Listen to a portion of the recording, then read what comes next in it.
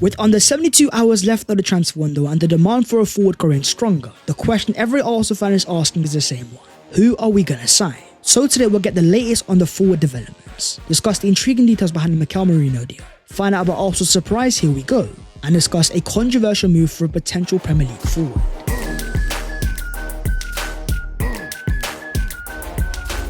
Yo, what is going on guys? My name is Baz14, welcome back to your boys channel, and I hope you guys are doing sensational as always as we approach the finale of the transfer window. Things are going down at the Emirates, so as per, smash a like on the video if you enjoy and subscribe to the channel if you are new, helping your boy on his road to 300,000 subscribers. We're starting off with the Arsenal done deals. The only place to start is of course our brand new signing, officially signed, sealed and delivered.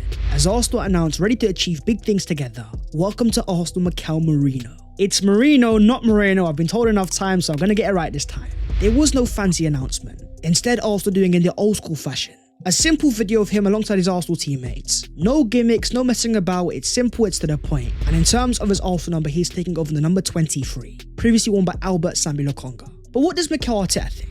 Well, he sees Mikel as a player who will bring us huge quality with his experience and versatility. He's played at the top of his game for both club and international level for a number of seasons now. Mikel will make our squad significantly stronger, with his technical ability together with his strong and positive character and personality. We also throughout the summer, Mikel is also a winner, with his strong performances throughout the Euros helping Spain win the tournament. We are delighted to welcome Mikel and his family to the club and can't wait to start working with him. After thriving La Liga the year before, ranking as the highest rated midfielder by who scored, then going to the Euros and scoring a very important goal to help Spain win the Euros, there was a reason why he was a man in demand.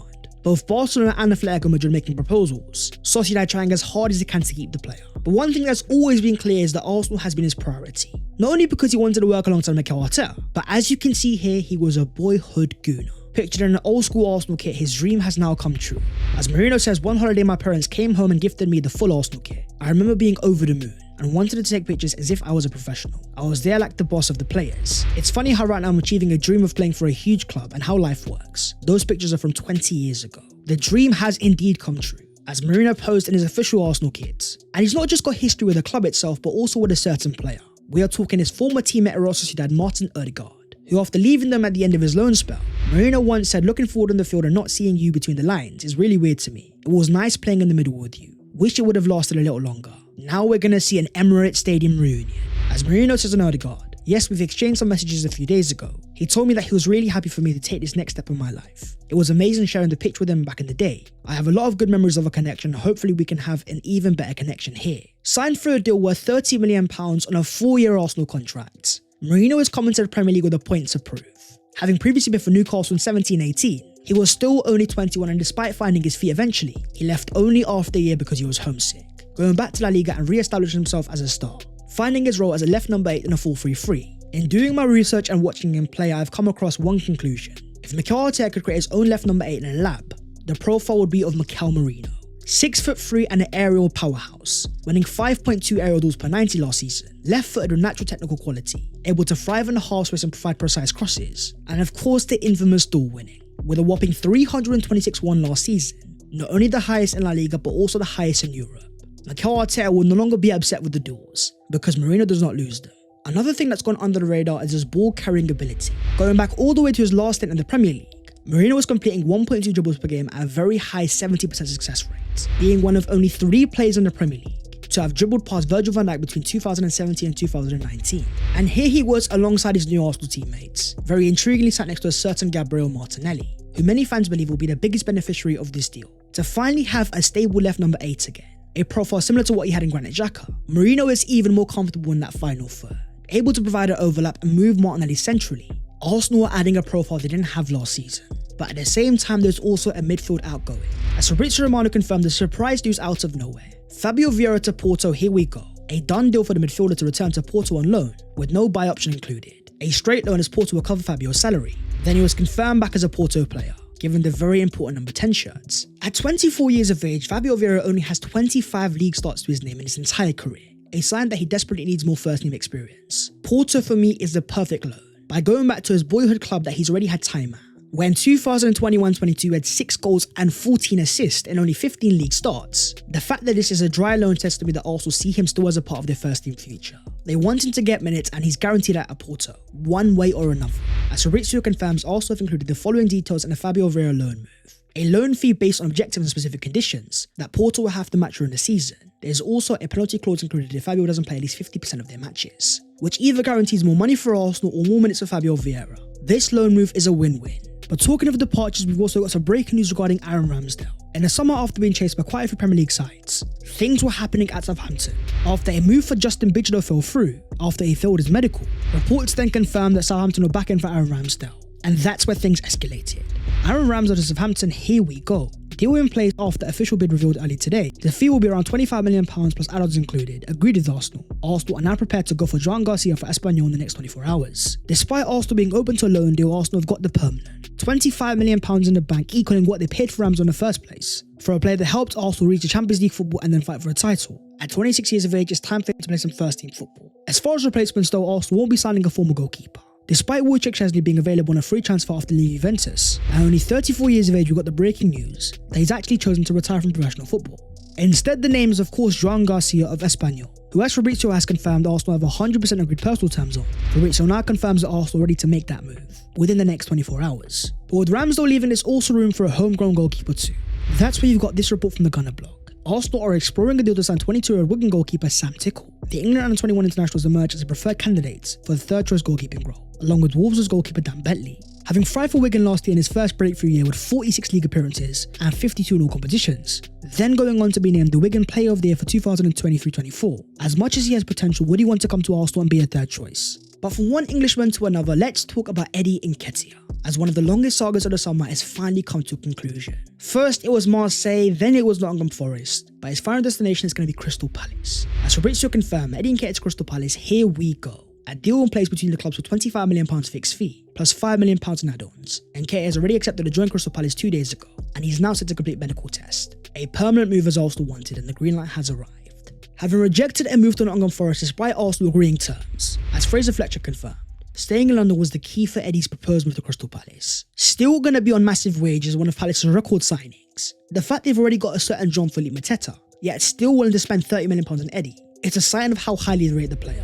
As Ben Jacobs confirms, the Palace manager Oliver Glasner has played a key role in Palace moving to go and sign Eddie Nketiah, as the coach urged the Arsenal star to hold off joining Nottingham Forest and remain patient before completing a move to Palace. With the deal all but done, it means that he will now go down as Arsenal's second highest sale in club history, still behind a certain Alex Oxlade-Chamberlain. But you'll notice on the list is the fact that we've got so many recent players as well. Joe Willock, Foran Balogun, Emil Smith-Rowe and now Eddie Nketiah. Hell-end boys that have come through the academy and not quite worked in the first team, yet still provided Arsenal massive profits, giving them a lot more leeway in PSR. In the space of the last 12 months alone, Arsenal have now recouped £100 million through academy sales. For as much as Edu Gaspar's got so much criticism for his player sales, it seems like he's definitely turned the corner. Arsenal are now in a position of power when it comes to selling their players, patient negotiating, waiting for the right price, and quite often getting the exact deal they wanted. But could we also see a defensive sale as well? As according to Ed Aarons, Crystal Palace are understood to have registered interest in Jakub Kiwior, as Arsenal are deciding whether they want to sell the Poland defender or loan him instead. He also has interest for Bologna, from whom Arsenal signed Riccardo Calafrio from this summer. With the arrival of the Italian stallion and a left-footed centre-back able to play in Kiwior's position, there has been a lot of talk about his future. Interest on the Serie A that Arsenal could cash in. But Fabrizio confirms Arsenal have informed Kiwior and his camp that he's not for sale. Despite interest from Villarreal and Bologna on a loan move, Arsenal want to keep Kiwior at the club. There's two reasons why this makes sense. One, because of Takahiro Tomiyasu, the forgotten man. Reports about his injury having missed the entire pre-season. Is he going to be out for longer than we anticipated? But also the fact that Kiwior can play as a right centre-back, an area we've only got William Saliba. Having used Kiwior there in pre-season, Mikel Merino has already showed he's willing to trust him there if Saliba needs a rest. Moving on to Arsenal's next potential signing. With deadline day fast approaching and Arsenal having let go of so many forwards, Eddie Nketiah, Emil Smith-Rowe and Fabio Vieira are all on their way out. So it's no surprise to hear from Fabrizio Romano. There's a very good chance that Arsenal move for a winger. And the number one target is someone that we've always known about. Atletico Bilbao's Nico Williams, a player with a reported £40+ million release clause, but with the massive wages has always been a stumbling block. But according to Alex Crook, it wouldn't surprise me if Arsenal tried the luck for Nico Williams before Friday. Nor would it surprise me either. When your number one target is still available on the market and the release clause is there, let's just say Arsenal have a history. Deadline day 2020 and Thomas Partey. Out of nowhere, Arsenal dropped the £50 million, and the rest of course was history. According to Graham Bailey, Arsenal would be more than happy to meet Nico Williams' release clause. However, the player has shown no willingness so far to leave Spain. That has been the issue all summer and after getting the number 10 shirt as well. I expect for that to remain the case. With time being of the essence, will Arsenal make a short-term move instead? Find a market opportunity to boost their squad. According to reliable reports in France, Kingsley Coman has decided to leave Bayern before Friday's deadline, with his destination not being known yet. Several English clubs are interested. Arsenal would definitely be one because his profile suits what we need. Pace to add alongside Gabriel Martinelli, a transition threat that Arsenal could use in the Champions League. Comfortable both on the left and right hand side and available on a short-term loan deal. According to Fabrizio Romano though, you've also got Saudi Arabian side Al Hilal that have made a proposal and a huge bid to sign Kingsley Coman. There is still competition for Premier League's top clubs as well as Barcelona, with Coman being the one to watch this week. He's still not made the final decision on where he wants to leave. But if we're going to talk about the short-term opportunities, we're going to have to mention the controversial one too. Raheem Sterling available in the market on the final days, set to leave Chelsea after being cut out of their squad. A player with history of working alongside Mikel Merino to a very high degree. Rumours have been fairly quiet regarding this deal, but it kind of spiked out of nowhere. After this photo arrived out of nowhere, confirming Raheem Sterling at the Arsenal training ground, alongside an Arsenal under 10. That photo is from a week ago, so you can make of it what you will. But according to the very reliable Sammy Mokbel, Arsenal are not actively pursuing Raheem Sterling yet, but are fully aware of the situation. It remains to be seen if the Gunners will change his stance ahead of Friday's cut-off point. A move for Sterling would be one of desperation, but the market opportunities are scarce when you've got a forward that has Premier League title winning experience, versatile enough to both back up Saka and Martinelli. As a last case scenario, you have to contemplate it. We've also got news regarding Victor Osimhen though, a player that was once touted as our Phase 5 signing. Reports going into the window of a £100 million release clause that Arsenal would have to pay. But after a summer of no club offering anywhere near that money, Fabrizio confirmed out of nowhere that Napoli and Al Ahly had reached an agreement for a package in excess of only €65 million. Despite there being no agreement with Osimhen so far, the Nigerian striker wants an important salary plus the key detail of a release clause to be included. As Osimhen's agent confirms, Victor is not a package to be shipped far away to make room for new profits. Victor still has so much to do in Europe. He's a Napoli player with a contract recently renewed with mutual satisfaction. He made history when there were major offers. We've always accepted the club's decisions. Victor was also elected the African Footballer of the Year. 8th for the Ballon d'Or. There is a need for respect and balance. A defiant response from an agent that almost is kind of reminding the fans of what he's made of. But Antonio Conte has always been clear. Osimhen is not a part of his long-term future in Napoli. The player is allowed to leave and he's already signed a replacement in Romelu Lukaku. The surprise to me is the price tag, £55 million deal agreed. Why on earth is there no other club in Europe that look at that price tag and want to match it? We're not just talking about Arsenal here, but even the likes of Chelsea and Paris Saint-Germain. The only thing that looks open right now is a loan move, and things on Arsenal's side are very quiet. But the forward market is still getting interesting, and the recent move comes out of Liverpool. The breaking news from Fabrizio Romano. Federico Chiesa to Liverpool, here we go. An agreement in place for an initial fee of €30 million. Chiesa accepted Liverpool immediately and the deal was done. In signing a player that Arsenal also reportedly had interest in, there have been some controversial rumours coming out of Liverpool. With a new forward coming in, what does it mean for a certain Darwin Nunez? According to this report here, claiming Arsenal have interest in signing Darwin Nunez before Friday's deadline, with the player keen to move to London and work under Mikel Merino to win trophies, Liverpool are willing to sell. Improbable but not impossible. All it takes is one look at its Instagram and you can tell why the speculation is there, taking down every single Liverpool post except for one. It's not a move that every Arsenal fan is keen on. Despite getting 19 goals and assists in the Premier League last season, his 11 goals came from next year of 16. Missed a whopping 27 big chances and only a 10% goal conversion. As much as he causes chaos, he's definitely not clinical, but able to play as a left winger and a reported previous target of Mikel Merino. Before signing for Liverpool, he was once a man in demand. He would give Arsenal an outlet that has pace running in behind, make us even more threatening in transition, with his stats radar showing a very threatening player. Extremely high non-penalty XG, alongside a decent amount of goal probability added. Having hit the post 9 times last year, the most of any player in the league.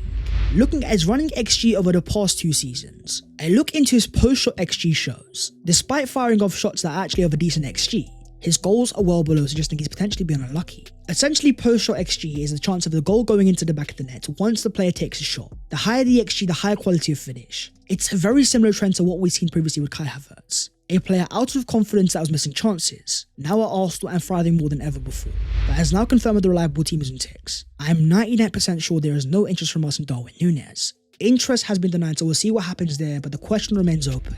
With the Gunner block confirming at the end of last season, after Arsenal's elimination against Bayern Munich in the Champions League quarterfinals, the feeling among the hierarchy was the first team lacked an X-factor in attack, something special to unlock defences in the biggest occasion. The clock is ticking and the deadline is soon approaching, so my question to you is, looking at the current market and all the realistic opportunities, if you could sign Arsenal one forward before the deadline, who would you want that player to be? But that is the video there and there, so hopefully you guys have enjoyed. If you have, don't forget to smash a like and also subscribe to the channel if you are new. If you want to follow your boy on all of our social medias, then the links are down below in the description. But that was the latest episode of the Transfers FC, and as we approach transfer deadline day, we still need a forward that I still believe is going to happen, and my question is, who is that going to be? So as per, stay tuned as always, and I'll see you guys very soon. Take care. Bye.